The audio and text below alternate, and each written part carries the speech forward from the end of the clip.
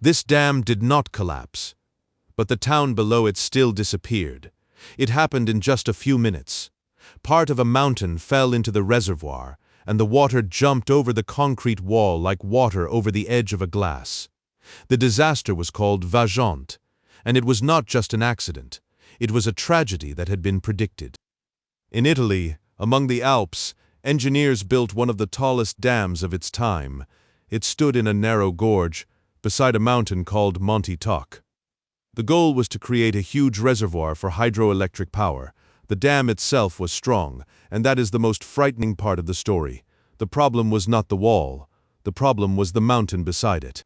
When the reservoir began to fill, the slope started to move. Cracks appeared in the ground. People in nearby villages felt tremors.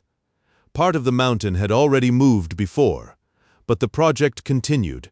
The water level was raised and lowered, as if the movement of the slope could be controlled.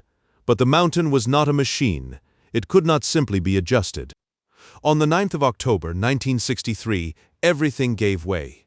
A massive wall of rock and earth crashed into the reservoir. It took less than a minute. The water had nowhere to go. It rose into a giant wave and overtopped the dam.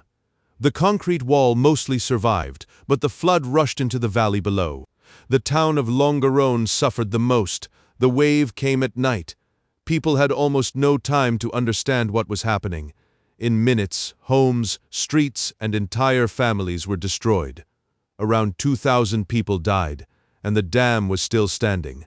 That is what makes Vajont so terrifying. The wall survived, but everything below it did not.